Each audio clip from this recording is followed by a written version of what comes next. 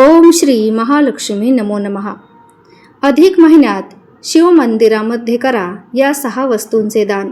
भगवान शिवशंभू आणि श्री हरी विष्णूंची कृपा होईल प्राप्त। अक्षय पुण्य फळ मिळून घरात सुख शांती आणि समृद्धी नांदेल। शिवकृपा प्राप्त होऊन आयुष्यभराचे भोग नष्ट होतील। घरात अखंड लक्ष्मी नांदेल। 2026 मध्ये अधिक मास म्हणजेच अधिक महिना, धोंड्याचा महिना 17 मे 2026 वार रविवार या दिवसापासून सुरू झालेला आहे आणि समाप्ती 15 जून 2026 वार सोमवार या दिवशी अधिक मासाची समाप्ती ही होणार आहे। आणि अधिक मास धोंड्याचा महिना हा दरवर्षी येत नाही, तर तो दर 3 वर्षांनी येतो आणि हा संपूर्ण महिना भगवान श्री हरी विष्णू यांची मनापासून भक्ती करण्यासाठी हा महिना अत्यंत शुभ आणि पवित्र मानला जातो। अधिक मास म्हणजेच या महिन्याला या व्यतिरिक्त ज्योतिषशास्त्रानुसार आणि खगोलशास्त्राचे कारण आहे। आपले हिंदू कॅलेंडर आणि एक चंद्र आणि सौर अशा 2 पद्धतीने चालते। चंद्रवर्ष हे 353 दिवसांचे असते आणि सौरवर्ष 365 दिवसांचे असते। या 2 वर्षामध्ये सुमारे 11 दिवसांचा फरक पडतो आणि हा 11 दिवसांचा फरक भरून काढण्यासाठी प्रत्येक 3 वर्षांनी अधिक महिना हा जोडला जातो आणि म्हणूनच याला अधिक मास म्हणजेच धोंड्याचा महिना म्हणजेच पुरुषोत्तम मास किंवा मलमास देखील म्हटले जाते। तर मित्रांनो, आपल्या हिंदू धर्मशास्त्रानुसार अधिक महिन्याला कोणताही स्वामी नसल्याने भगवान श्री हरी विष्णूंनी या महिन्याला आपले स्वतःचे नाव देऊन पुरुषोत्तम मास केले आहे। तसेच त्याचे महत्त्व देखील दुपटीने वाढवले आहे। हा धोंडा म्हणजे दगड।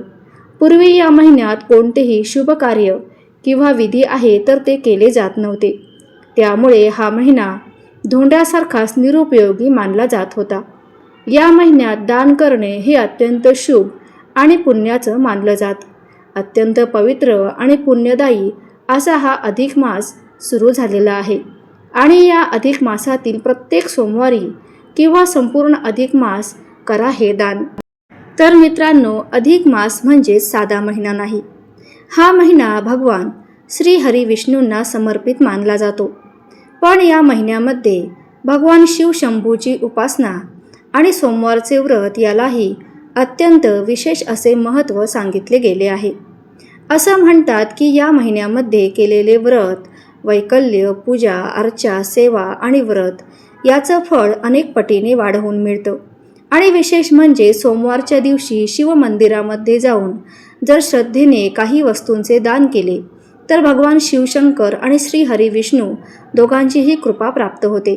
मित्रांनो, आजच्या या व्हिडिओमध्ये आपण जाणून घेणार आहोत अधिक मासातील सोमवारच्या दिवशी शिवमंदिरामध्ये कोणत्या वस्तूंचं दान करावं, कोणाला दान करावं आणि कोणत्या भावनेने दान केल्यास त्याचं अक्षय पुण्य फळ प्राप्त होतं। म्हणूनच हा व्हिडिओ कुठेही स्किप न करता शेवटपर्यंत नक्की बघा आणि आपल्या चॅनलला सबस्क्राईब अवश्य करा। तर मित्रांनो, आपल्या हिंदू धर्मामध्ये अधिक मासाला अत्यंत शुभ आणि पुण्यदायी काळ मानलं जातं। या महिन्यामध्ये दानाचे विशेष असे महत्त्व सांगितलं आहे। असं मानलं जातं की या काळात केलेलं दान कधीही व्यर्थ जात नाही, त्याचं अक्षय पुण्य फळ आपल्याला मिळत असतं। घरातल्या अडचणी दूर होतात, पैशांच्या समस्या कमी होतात, मानसिक शांती मिळते आणि भगवान विष्णू व महादेवांची कृपा आपल्या कुटुंबावर कायम राहते। तर मित्रांनो, दान करताना एक गोष्ट मात्र नेहमी लक्षात ठेवा, दान हे दिखाव्यासाठी करू नका। दान करताना मनामध्ये अहंकार, स्वार्थ किंवा अपेक्षा ठेवू नका। अगदी निर्मळ मनाने, सेवाभावाने आणि श्रद्धेने केलेले दानच खऱ्या अर्थाने पुण्य देते। तर चला मित्रांनो, आता आपण जाणून घेऊया अधिक मासातील सोमवारच्या दिवशी शिवमंदिरामध्ये कोणत्या वस्तूंचं दान आवर्जून करावं। नंबर 1, काळे तीळ आणि जलदान। मित्रांनो, अधिक मासातील सोमवारच्या दिवशी शिवमंदिरामध्ये जाऊन भगवान शिवशंभूंना जल अर्पण करावे आणि त्यामध्ये थोडेसे काळे तीळ टाकून अभिषेक करावा। या काळातील दान अत्यंत शुभ मानलं जातं, त्यामुळे पितृदोष शांत होतात, शनिदोषाचा प्रभाव कमी होतो आणि जीवनातील नकारात्मकता दूर होते। जर तुमच्या जीवनामध्ये सतत अडचणी येत असतील कामांमध्ये अडथळे येत असतील तर हा उपाय अत्यंत यशस्वी मानला जातो. तसेच मित्रांनो, कुठल्याही गरजू व्यक्तीला शुद्ध पाण्याचे दान केल्याने देखील मोठे पुण्यफळ मिळत असते. जलदानामुळे सकारात्मक ऊर्जा वाढते आणि मन शांत राहतं. नंबर 2, अन्नदान किंवा धान्यदान. मित्रांनो, आपल्या हिंदू धर्मामध्ये अन्नदानाला सर्वश्रेष्ठ दान मानलं जातं.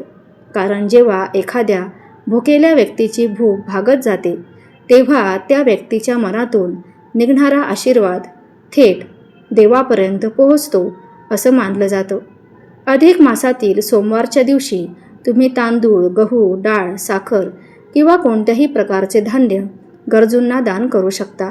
जर शक्य असेल तर शिवमंदिराजवळ गरीब व्यक्तींना अन्नदान जरूर करा. असं म्हणतात की अन्नदान केल्याने घरामध्ये अन्नधान्याची कधीच कमतरता भासत नाही. माता अन्नपूर्णा आणि माता लक्ष्मीची कृपा कायम तुमच्यावर टिकून राहते. नंबर 3, गाईच्या दुधाचे दान. मित्रांनो, भगवान शिवांना गाईचं कच्चं दूध अत्यंत प्रिय मानलं जातं. अधिक मासातील सोमवारच्या दिवशी शिवलिंगावर गाईच्या दुधाचा अभिषेक केल्याने मनाला शांती मिळते, घरातील कलह कमी होतात आणि मानसिक तणाव दूर होतो.